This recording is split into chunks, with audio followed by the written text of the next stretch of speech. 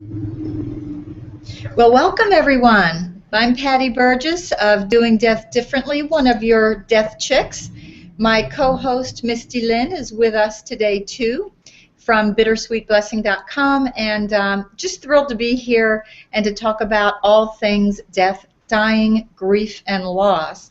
And that's what we do here. We want to have the conversations, as Misty said last week, that just don't happen at the dinner table over pass the chicken, please.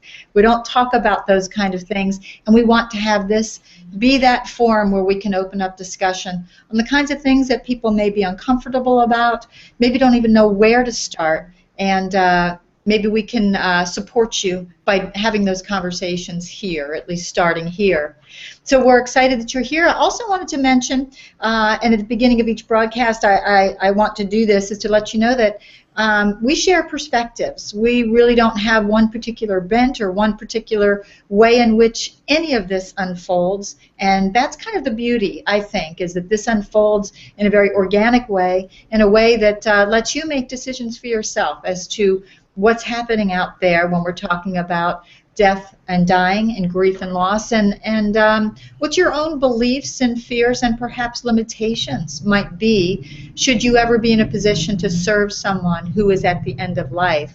And I think the statistics say, especially since we're getting closer, us boomers, and I know that the front end of the boomer generation is now facing these very things, but I think each one of us is going to be called on to serve someone who is dying, who is at the end of life, and to care for them in some capacity. So I don't think it's too soon to kind of prepare for those kinds of things, and certainly none of us are getting out of this gig alive. So we're all going. We don't know our how and our when.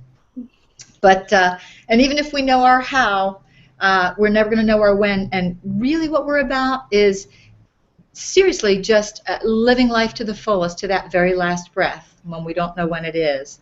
So I'm thrilled that you are here with us today, and I'm going to turn it over to Misty, who's going to introduce our guest. We're thrilled to have Rayne Dowell with us today, who doesn't spend much of her time in the death and dying space, but does some other cool things you're going to hear about. But she did have an experience here, and we're glad she's here to share with us. Hey, Rayne. Hey, Misty. Alrighty, thanks, Patty. So if you've been on Google Hangouts for a while, you may have come across Rayne. Rayne, I came across Rayne very early in my introduction to Google+, when Patty and I were just talking about the idea of doing a show. Before we had the name The Death Chicks, I was doing some research on Google, and I found Rayne very early in this process, and she's been invaluable to our being here and our figuring out Google Hangouts On Air and helping with the technical side. And she's most useful in her video expertise, and that's her profession now. She is. You can find more about what she's up to at Expert Coaching Video, and it just so happened that I asked her had she had any death stories, and she said she did. So I thought, great, and I'm so pleased that she's here today with us and willing to share her story, which is, if you read the event information stream, she drowned and died when she was 3, and she's here with us today. So I'm going to turn it over to you, Rayne, and I know your viewers are looking forward to it. Yeah. Thanks for not leaving us, because this show would be kind of a big blank screen right now. Here. Well, thank you so much for that wonderful intro, Misty. I really, really appreciate it.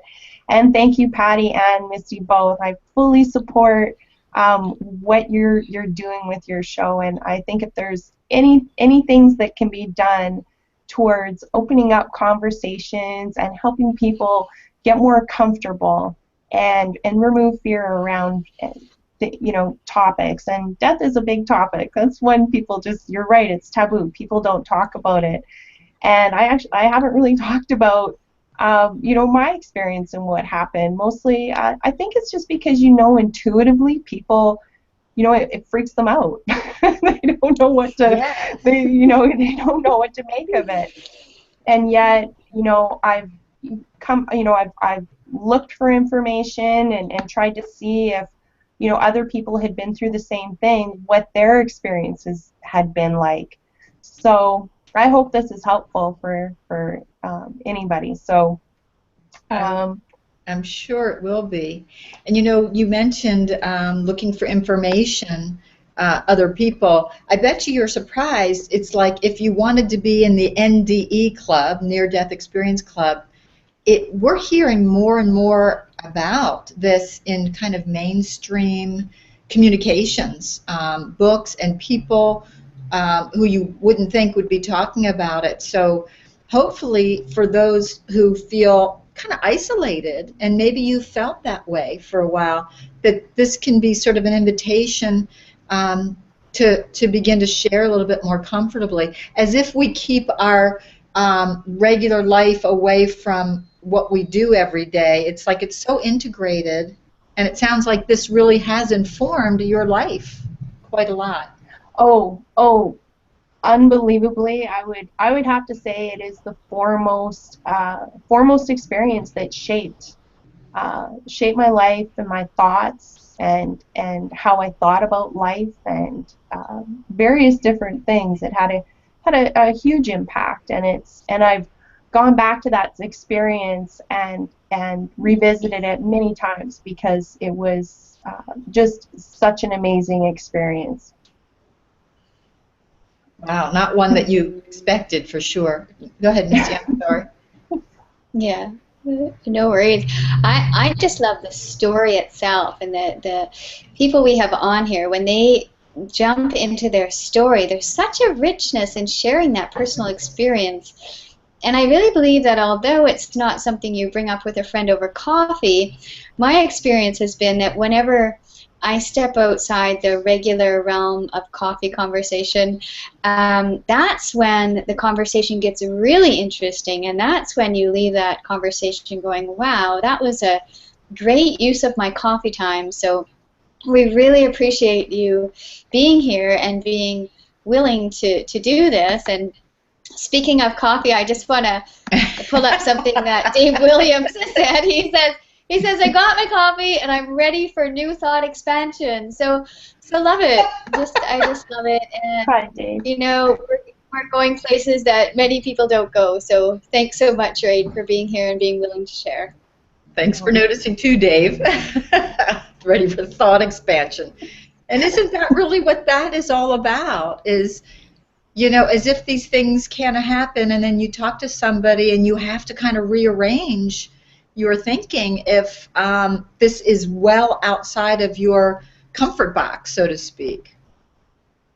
Well, yeah, and these things they're not really talked about in the open, because a lot of these experiences, they're considered, really out there, and the way people have felt or what occurred, you'll find scientists coming up with these strange, they're trying to break it down.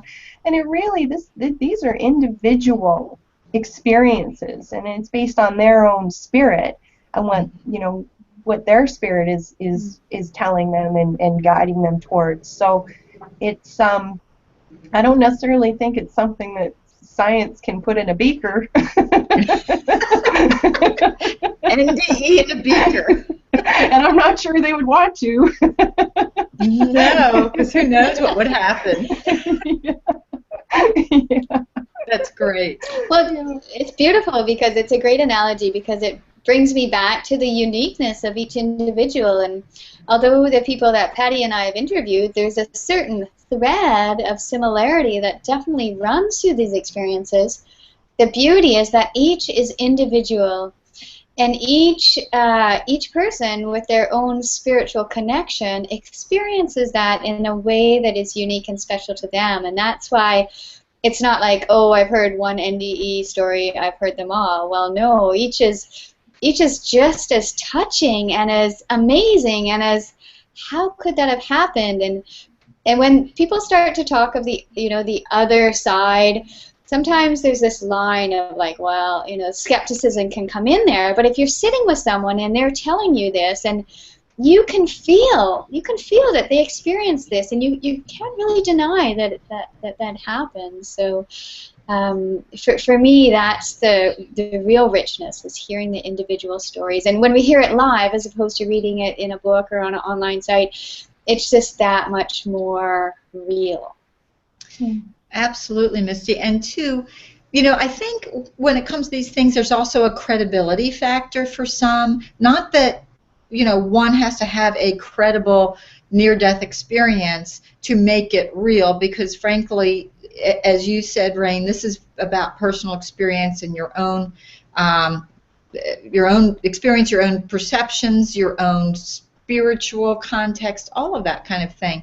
But something about, you know, most recently there was maybe about a year or so ago, that Eben Alexander, who's a neurosurgeon, and then there's Brian Weiss, who wrote the book Many Lives, Many Masters. And when you start to see Harvard-trained people coming out, risking their career to talk about the kinds of things that have occurred, only to realize that there's like clouds of people who would gather around, even if it's not their own scientific buddies, that's okay. And I really don't think that science and spirituality are like that far apart. I just think that they approach certain things differently. And then among those scientists, there's going to be very different sort of belief systems. So that's what I love about this show. Like, let's just put it all out there and find out what people are doing. But I do think credibility in terms of believability is important. And Rayne, you seem quite credible. It doesn't look like you're prone to fits of fantasy or anything like that. No, it's actually quite interesting, because after it happened to me, I sort of noticed it opened up an awareness, and I wasn't quite sure what it was, and because nobody talks about it, that awareness, I wasn't quite sure what to make of it, you know? So Sure. That awareness was sort of like, what is that? Is that, you know, are these parts of an ego, or what's going on? What is this about? You know, because these things to me, you know, can be linked to intuition as well, right? And so, you know, you have to be fairly mindful of where things are coming from within yourself, and you know, what purpose would that be for. So having said that, like I say, this experience has just been something, I mean, it happened so early, and to me it happened so early for a reason, and that was because I was going to need that knowledge and that, you know, that experience going forward to keep propelling me forward. So, Sure. Yeah. Can you take us back and sort of share with us how this started, what happened, and let's go from there to kind of give this some context. Sure. Okay, so my grandparents had a cabin in approximately in the middle of the province that I live in. And I think we were there for a weekend. And I was 3 years old, and it's a wood cabin, and it overlooks the lake. Absolutely beautiful, beautiful lake. And somehow I had come across this small red boat. It was like a little plastic red boat. And it had a hole in the front of it. And I had recently learned how to tie knots, how to tie. And I would look at the lake often when I was playing in front of the windows, because the windows were quite big and they overlooked the lake.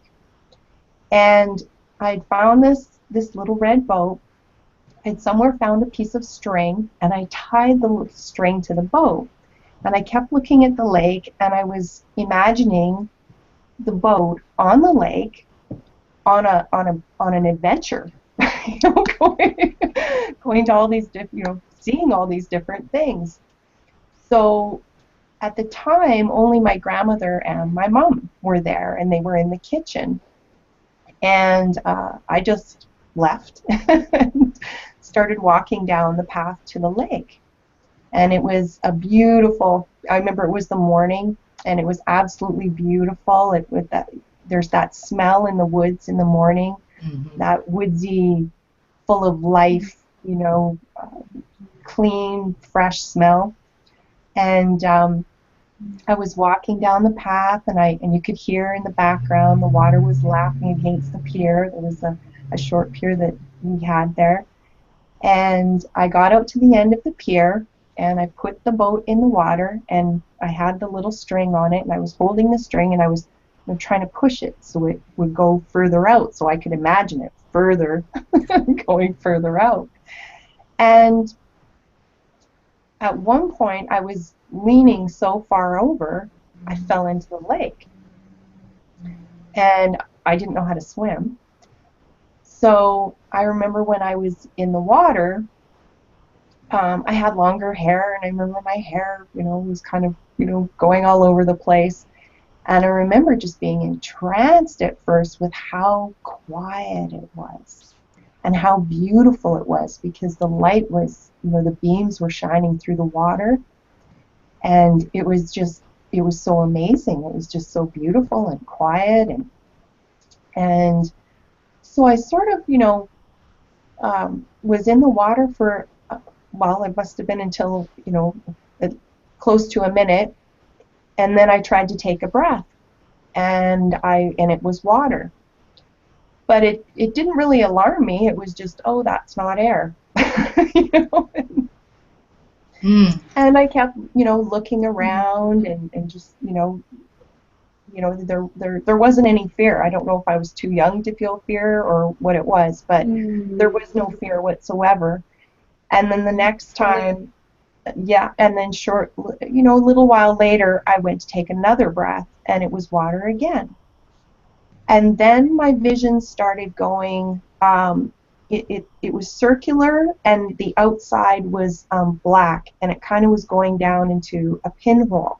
So it was getting and then the pinhole, or what was in the middle, was getting a brighter and brighter color of white.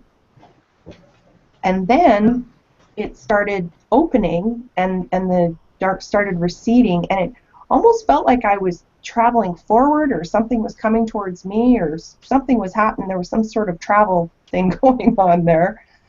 And then there was sort of light everywhere. And then I wouldn't say, I had a body necessarily. It was more like my spirit. And there was a very, quite a bright light, not too bright that you couldn't look at it or anything like that.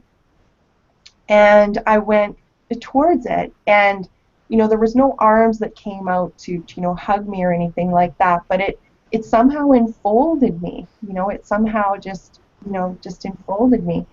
And the feeling of being home, and of love, and just happiness, peacefulness, playfulness, all of those things. It was just all wrapped up into one huge feeling. And I don't know how long I was there. It couldn't have been very long. And then somehow the light, the message came across into my mind that the light wanted me to go back, to go back to reality, or wherever it was. And I said, I don't want to go back. I want to stay here. and the light, and the light was like genderless. It wasn't male. It wasn't female. It wasn't really like that. It was, but it chuckled and said, yes, you'll have to go back. And kind of gave me Chuckle. See, That's great, eh? Yeah, kind of chuckled and kind of sent me back.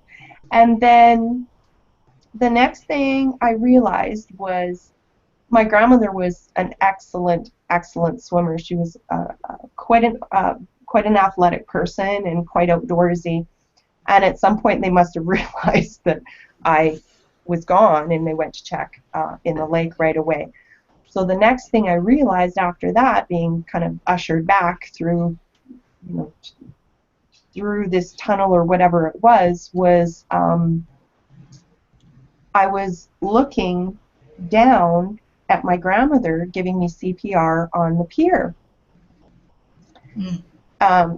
So, which is, you know, it's an odd thing to explain to people, because I was looking at my physical body on the pier and watching my grandmother give me, you know, mouth-to-mouth resuscitation and CPR, and I wasn't alarmed. I wasn't, you know, it was just, oh, look what's happening there. Is that me? You know, it wasn't, you know, it was just, you know, and then the next thing I know, it was like I was sort of slammed into my body, because the next thing was, it was like a very sudden feeling of an impact feeling where I was back in my body, and the next thing you know, I was, you know, turning my head and throwing up water, and you know, your stomach is convulsing pretty violently, and so that occurred for the next, you know, however many minutes until the water was, you know, out of my body, and that was pretty much my experience. Yeah. Yeah. Pretty amazing. Amazing. And it seems to have those elements that we hear so often, but yet again, as Misty said earlier, everyone is different, but there's some commonalities. And I'm struck by the description, like as a 3-year-old. I think very few of us can remember back that far, maybe little snippets or flashes, but I wonder if, because this was so profound and a kind of, this wasn't just a memory to have, this was a full-on experience of life and death and life again. Do you think, when you explain it, do you remember from that 3-year-old perspective, or is this kind of looking back and putting it in your words? I don't even know if that makes sense. I still look at it from a 3-year-old perspective, because that's what I was at the time, you know. And so that understanding of it, and I mean, it was such a different experience that, you know, I don't really have anything to compare it to, you know, as an adult or anything like that. So it's, you know, pretty much, you know, how I remember it is from that perspective, because it was, I had no other words or no other way to explain it. You know, as you grow older, you learn different words to try to explain things better. You know, but I mean, it wasn't until much later in my life that I even started thinking about what words could I use to describe that, because, you know, how do you describe looking at yourself, you know, and how do you describe, you know, that type of thing, because when I was looking at myself receiving CPR, it wasn't, you know, I've thought about it, and it wasn't as if I was in a solid form when I was watching, you know, looking down. It wasn't as if I was in a solid form, but it wasn't as if I was in a, you know, I had no form at all, and I was just sort of part of the air. There was some type of form there, you know. For me, there was a feeling there was some type of form there, but it wasn't what we, you know, typically understand, you know, in this reality or dimension or whatever you want to call it. Yeah. It's interesting. It's a great question, Patty. Really, really good question. But it's almost like you didn't have the points of reference as the 3-year-old. And even now, I find it very interesting that describing this formless form, we still don't have the vocabulary to describe these things. And that to me is so fascinating, because, well, it just shows, I think I sense it's going to be part of our evolution, that we will begin to have words for this, and there may be words for this out there for people who are more experienced in this realm, and these people usually from when I was growing up in the 70s and 80s, it was people who talked about this kind of thing were woo-woo, but it is becoming more mainstream. And just because I said that, there's another comment by Dave I'm going to pull up here, and he's saying it's gone mainstream. There's now a weekly TV show called Proof, and it's starring Jennifer Beals, where she's a physician giving funding by a billionaire to prove existence of life after death. So I think it's really fabulous that it is going mainstream, and I honestly believe that every time anyone talks about it openly, it helps make it a reality in our world. Mm-hmm. Absolutely. And the thing about it, why I think it seems so different, is that it starts to touch on something that we're not used to thinking about, and that would be there's other planes of existence or other ways of existing. You're starting to get into very different that we don't have a frame of reference for. We don't really have a frame of reference for, so it's really quite an individual, personal, unique experience to everyone and what they've experienced. So it's really interesting. I find it really interesting. Absolutely, and as one who's experienced this, we were talking about putting into words, to take something non-physical and put it into words, I think it's almost an impossibility, because there's such a denseness to this physicality that if this is not our everyday experience, or it's a once or twice in a lifetime experience, like near-death experiences are for most people, how do you take that and create something around that just sounds like, oh yeah, I get what that is? I don't think there is a way to do that. But I also think there's something that is so beautiful and powerful about direct experience versus belief.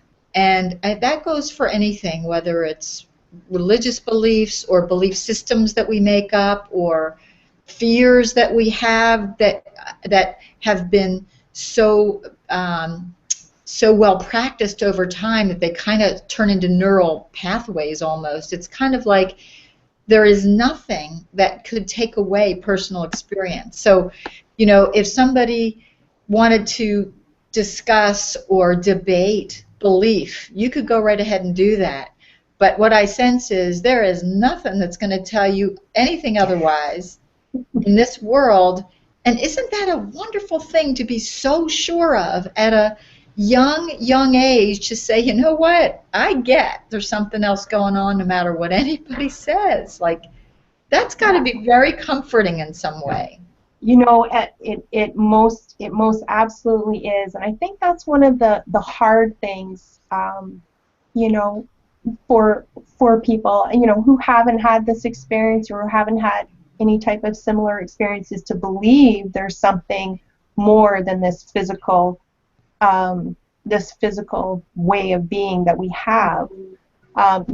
People, everything is show me the proof, give me the proof, and I have a mindset much like that myself, I like to check into things and experiment and look into things as well, and I don't think there's anything wrong with that. I think it's always a good idea to question things. When it comes to personal experience, this was an absolute blessing. Just, to me, it was a gift. I'm not a particularly religious person. I don't necessarily see myself as a highly spiritual person. I just, do what I do and believe what I believe based on what I've experienced in my life. So it's basically just been a wonderful feeling to come back to know, if there's any hardship or anything going on in my life that seems, like it's too much or anything, I know, because there was a feeling of timelessness when I was there. And I know this is, yes, it's life, yes, it's real. At the same time, it's an illusion. You know? And what's really important is what happens at the end of the line. You know? And I know what happens in the physical is going to have an impact on that. For me, that's something that just a feeling that I have. So I just go forward with that, and I'm just so grateful that it happened. And there's someone in the audience, a Danielle Norris, who mentioned they'd lost a younger brother in a drowning accident. Danielle, I just want you to know that drowning is it's the most peaceful way to transition. To me, it was, if I could think of the most peaceful way to transition, it would be drowning, and just based on my experience, it was absolutely nothing to fear. Yeah. Yeah, and just to jump in, thank you very much, Daniela, for sharing that. Daniela is part of the International Grief Council, and I think they were the first or second people that we interviewed, so it's really nice to see you here, Daniela, and I felt so blessed to hear your story, because I was thinking of Daniela and her brother, and for me, it kind of gives a little bit of closure, maybe, or just that comforting. And even when you were describing it, because I've always I like to be in the water, and you know, I've been in a situation once where I could have drowned, and I just stayed calm. I did my best to keep my head above the water. I was in a canoe, and the canoe overturned, and I was being swept along the sweepers and the branches and being dragged under by the current. And but you know, as much as I was out of breath and trying to keep my head above water, there was a sense of peace. And I didn't come close to your experience, of course, but prior to hearing that, Rayne, I always thought it would be horrible. Like, you'd be gasping and trying for air, and perhaps your young age. I loved how you described it, because a 3-year-old is so in their body and experiential, and they're just kind of going, wow, with, you know, anything in the world that happens to them, like, well, this is kind of different. Oh, I'm breathing in water. Oh, huh. And I love how you described it. So typical of that age, and just that sense of wonder and wow. And we do hear that as children will return to God, or and that sense of being in the amazement of and acceptance of what's going on in life. For me, that was really touching to hear, and how not one little speck of it was infused with fear. It was just all experiential, that of the calm, peaceful observer, and that's really cool. I mean, I think if we could just inject me with this feeling and the light, and you know, the face of the earth would be changed as we know it. It's such an amazing thing, and I'm looking forward to hearing how, after this experience, you spoke to it a bit, but how, like, do you recall it? Do you recall, like, after that moment, your life being forever changed, or is it something that you can pull up when you need to, or when you're in a time of stress, you just naturally go there? Does it naturally come to you, or do you bring yourself to it? How do you use it in your life today? I think it gave me a very, very strong understanding and feeling that I'm never alone. Even when it feels like I'm alone, I'm never alone. I always have access to that energy, and it's just beautiful. It's just absolutely beautiful. And that's not to say, you know, I don't get frustrated, or I don't, you know, have all the regular, you know, feelings that most people do. But when I sit back and you know, take time after I do some yoga or that type of thing, that's what brings me closer to that feeling and that knowing type of thing. It's I think what it did is as I grew older, I think what it did was it gave me an understanding that not all is as it seems. You know, because I would, you know, I think it was, some years after that, I was going to Catholic church, and Catholic church is, you burn in hell or you go to heaven. One of those two things, So, so it gave me a different understanding in that I don't think this is necessarily what is written down in books or what other, I don't know. This sort of seems to me like, well, maybe it was for them, but maybe it's something different for me. Maybe this is, maybe that's what it is it's going to be unique for each individual person, and that's what it's supposed to be, because we are each all unique individuals. So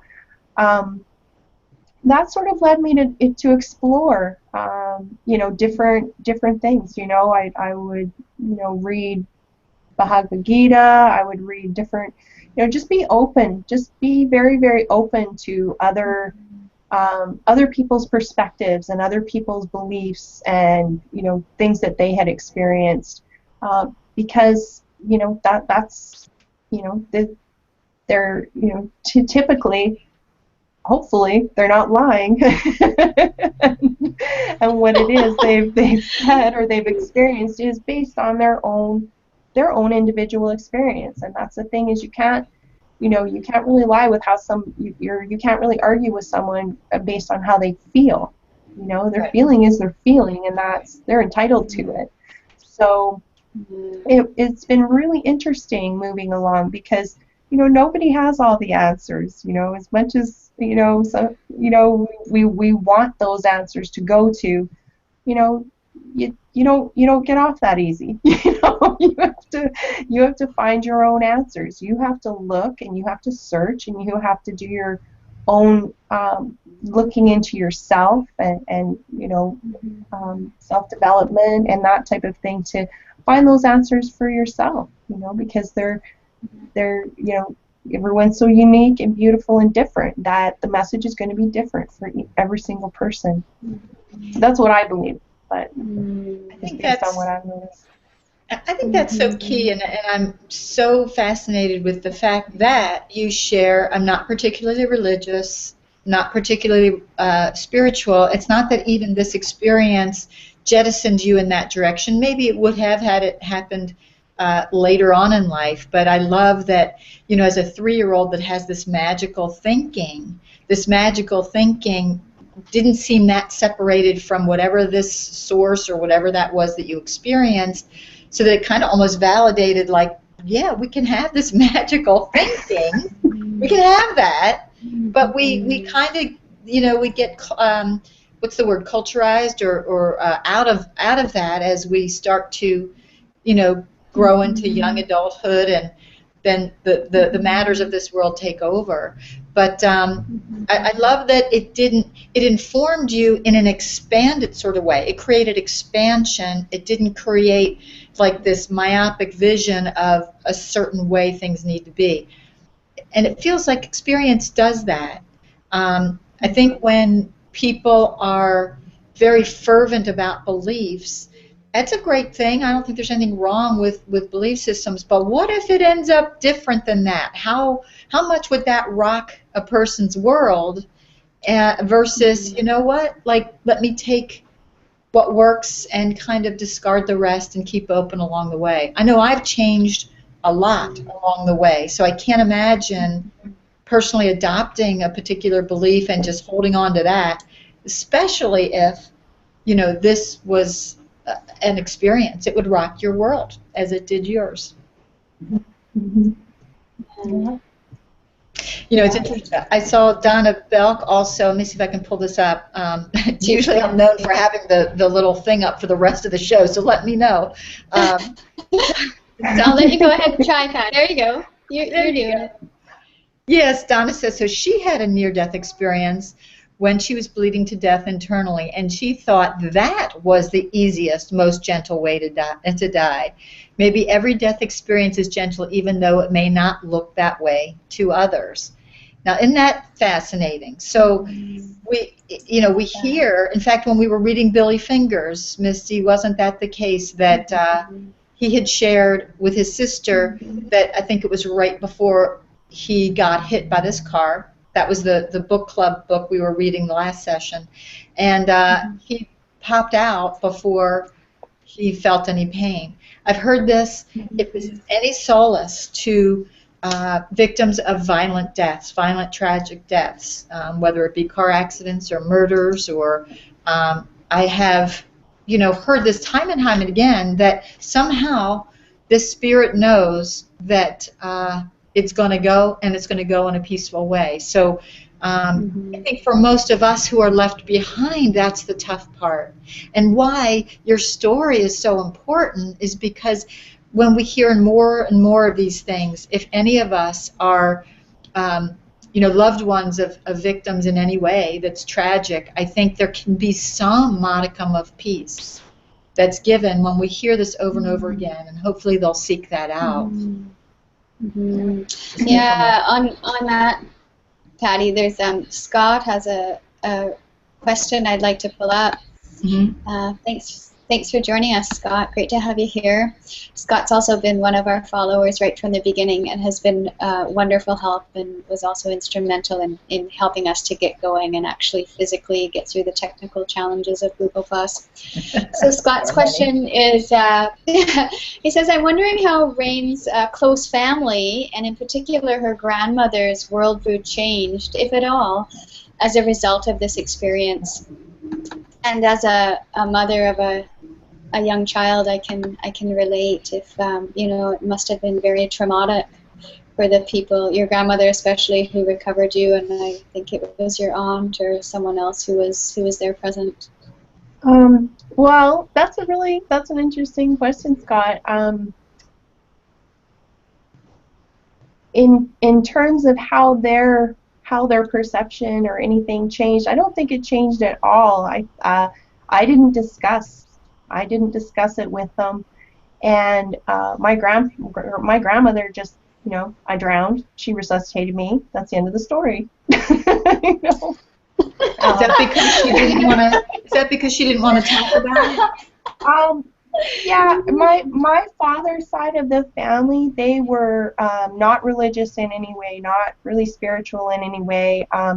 Just nothing was really discussed in terms of anything like that, and it was never, it was never verbally said, we don't talk about things like that, but it was just an understanding that they just weren't interested in anything like that. And so it just really never came up. And I have two brothers, and I'm not sure the conversation has really ever come up with them either. So, like I said, I haven't really talked to a lot of people about this, because it's just something that's so integral to my being. It's almost like, when it's you just, especially with your family members, you just sort of take it that they understand that. Maybe I have to talk about it. Yeah. I'm not too sure, and my father passed away about 6 months ago, and perhaps it would have been a good idea if I had have spoken earlier about my experience with this with my older brother, because I know he had a difficult time with my father's passing. I'm just not too sure. It's just, like I say, that's why I so love your show, because you bring things out in the open that are typically not discussed, they're not talked about, and it's to me, it's nothing to not necessarily not talk about, but when I'm not necessarily going to just start talking about it out of the blue, and force it down anybody's, force them to listen to it or hear it. If somebody's ready to hear something, they'll ask, or they'll be interested in listening to it. If they're not ready, they won't be open to listening to it. So I guess I haven't felt that they were open to it, that information, because it's not just that it happened to you. It's not that I don't feel they would believe me, but it's, what do they then do with that information? Because then what you're doing is you're asking them to process that information, and that's a big process, and not everybody is ready to process that information. So it's everything in its own time. I guess I sort of feel like.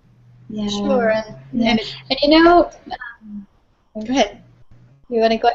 Okay. I was going to say, well, when you say in its own time, yeah, I know, we're we're just both loving like, this. I know. When you say in its own time, Rayne, what struck for me was, first of all, grandmother generational, and I know my mother and my grandmother, if there was anything kind of out of the ordinary of regular life that happened, especially something that had a bit of drama or trauma, you know, it wasn't discussed. And like you said, it wasn't said that we don't talk about it, but it was just kind of an unspoken family rule. And when you said everything in its time, that got me thinking how I feel that we're really in a time of change right now globally, and just, you know, the fact that we're here and talking about it, and also the fact that it was interesting how you said that had you shared your experience about your near-death experience with your brother regarding your father's death, and I don't know if you have or not yet, but I think the more people talk about this to people, not only to people who are dying, but to people who are with people who are dying, so that they have a sense that it's very peaceful and there's nothing to fear. And at the end of the day, that's why I was interested in starting this show, because I thought as human beings we need to accept our death and be okay with it. And I really sense that once we get to that point, life becomes easier, it becomes lighter, and I think that's been expressed by you. It's helped you overcome the challenges, and yeah, so that was really. It just feels great. It feels like it's coming full circle, and the timing. I think that the time is now, and I think we're going to start seeing some changes around this. So, as our viewer said, that you know, there's a show now about proving it, and it'd be interesting, Patty. We should check in and see how the ratings are for that. Yeah, Patty's often said, Misty, I keep having this idea of the. You know, I don't watch TV too much, but of a show, you know, Death like Chicks reality show, and the Death Chicks come in, and you know, like yeah. It's sort of like you got a so death. we can we're have on some it. fun with this, yeah. Yeah, I think you have to find the right audience for that, and talking about like worldviews and that kind of thing. But you know, it is funny. I've followed these things for a while because it's fascinated me, and like everyone else, my family was sort of like, it's not that they wouldn't talk about it, but if I would bring it up, because I was one of those ones that's like, hey, why isn't everybody talking about it? And they would just give me these looks like, what do we do with this information? So, but I would go there. And there I would sit watching John Edwards, who was the first like psychic show about crossing over, and he had such a following, but he got so panned and beat up. Yet there was enough of interest to have him on here. And then the next thing you know, there's James Van Praagh and all these other folks, and then Long Island Medium, which is hilarious. It's like that whole New Yorkie thing with the medium stuck onto it, and it's a reality show. It's kind of like, I don't even know how to explain it, but I feel like we're in this space that, like in any movement, there are those people that are really out there, and they are pushing the edge and the limits, and the people who are silently going behind them going, yeah, we kind of know about this. They don't have to be so exposed, but then this kind of shift happens, and I love that. It's kind of a social movement kind of thing that happens, and ultimately you wonder how you ever were not there in the first place, you know? So I'm thinking, you know, if anybody's watching this and you want us Death Chicks to come in and do a little like reality show on that. And maybe it's like, you know, here we're talking about how do we have the conversation. There's a lot of organizations that are starting up about having the conversation about advanced directives. And what's cool about that, we're even starting to see that change, like getting everybody's paperwork together, to morphing into how do you want to be cared for at the end of life, because that's a little different than getting paperwork in order and who's getting your stuff, you know. Now, when you're talking about how do you, which I kind of care about, So better be nice to me because you're not getting my stuff. So well, you might. We'll see how that changes. So now we might be not only having conversations, how do we teach people to have conversations about how you're cared for, but kind of like, had an NDE lately? Like, how do you bring that up so that we can start it? But I think this is the beginning. People like you who are not even in this space coming and saying, hey, you know what? Here's my experience. It's been amazing. It's informed my life immensely. And, yeah, let's chat. Bring your coffee cup next time to Death Tips. Well, that's what I love. That's what I absolutely love about your show. Is it's about expansion. It's about expanding our minds. It's not about being closed into thinking, yeah, things have to be a certain way, or it is this certain way. Because, like I say, it's from my experience so far, there's it's a pretty fluid, dynamic.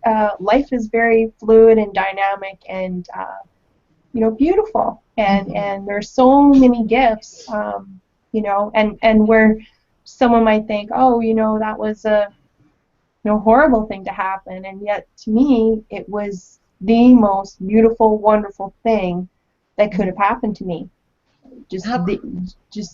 And I'm so thankful. I am so thankful it did. And so and had I have, and you just never know why these things happen. Maybe it happened because I won't even go there because who knows why things happen. You just don't know. It's still unfolding. It's also still unfolding for you too, right? I mean, you may find that ultimately an avocation might be helping people at some point who find themselves sort of confused about the who knows. You've got a lot of life left to live, I can tell. So you never know where it's going to go. And I don't think, I think there's more interest. I personally have got a really very strong interest in practicing for out-of-body experiences, and most people would rather have them than the near-death experiences, especially since they can be self-initiated. And again, that's what I'm going for, and I've had a few experiences that have been pretty powerful. But it's the the scientist in me is wanting to recreate and kind of experiment with them and be able to really have a personal sense of assuredness that this is true. But what I have experienced so far is that I know without a doubt that consciousness goes on. So when you know that and you've experienced it, that for me, and if it helps anybody else, takes away a lot of the fear. Takes away a lot of the fear of what's going to happen. And what we're hearing is, from Donna, and that like you could probably name. She named, bleeding internally. Like, let's name the most peaceful, most wonderful death there could be. Who knows? I like it. Yeah. Well, we can go anywhere with this. Well, and it's almost like, it's almost like it doesn't even necessarily, to me, mine was drowning, but I just sort of think that no matter what, there's just that period of time when you're passing. It's just a feeling I'm getting from my experience that the physical, that this dimension piece, it just sort of falls away. It just sort of falls away. And again, for me, there was that timelessness feeling, of being home, and it was just so wonderful, like nothing. And I've tried. I cannot reproduce that feeling. Yeah. There is nothing. Yeah. No way you can reproduce that. No way I've been able to come not even a millimeter close to reproducing that feeling. It was just amazing, just absolutely amazing. So I think there's some kind of shift that happens, and this place just sort of, it falls away, and you move into that area, and it's just beautiful. It's absolutely wonderful. Yeah. Not that I'm gonna itch to go there. You know? Yeah. Well, I'm here for a it was reason. interesting. Yeah, it was interesting because you were saying how the transition from here to there is just this kind of easy breezy, but then you said when you went from there back into the body, it was more like a ka-thump. Yeah. Well, And, even then though, Misty, even then though it was a Yeah. gradual thing. I was watching me.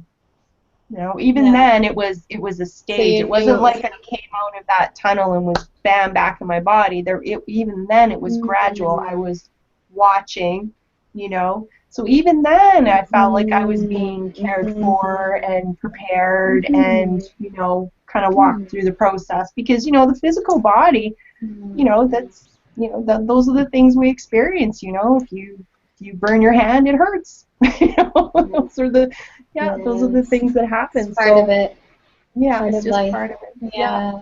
Well, there's Well, that. I There's have that to- saying. Oh, I was just going to start to wrap up by saying, you know, there's a saying I heard that everybody wants to go to heaven, but nobody wants to die to get there. But we've learned different on this show, that it's going to be cool. It's going to be great. Look at it as a great adventure, right? You know what? Like that's how honestly that's how I see it. That's how I see it.